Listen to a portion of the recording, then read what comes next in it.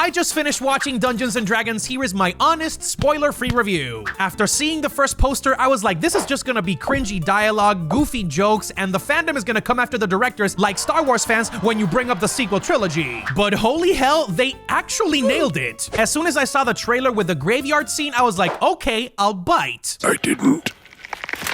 So now that I saw it, and I'm pleasantly surprised, I got 3 main reasons for why the movie was actually a success. You gotta keep it faithful to the source material. This is what every adaptation should do. Take what works from the original and adapt it to the medium that you choose. The world building, the character development, interlacing magic with politics and action, adding Easter eggs for the hardcore gamers who enjoy the game's rich history, and topping it off with amazing CGI and great action choreography. That is a recipe for success.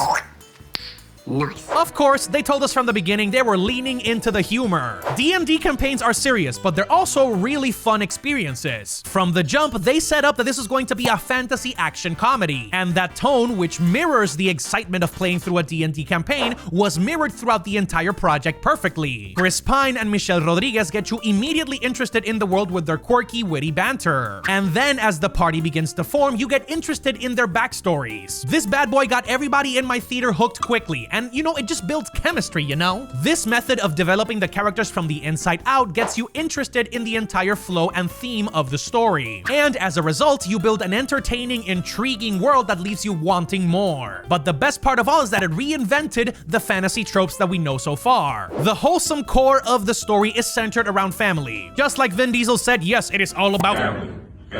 But we saw that in the trailer. A band of misfits with a common goal and building camaraderie in a world that has enough Elden Ring bosses to send anybody into cardiac arrest. Sidebar, a ton of people were arguing online on how bad the CGI was gonna be. Actually, I was pleasantly surprised. The effects, character designs, and landscapes build an entertaining, intriguing world that leaves you wanting more. I did feel like it was a little bit too long, but that's basically the point. You're getting a ragtag group of friends getting to trust each other over a full-ass D&D campaign.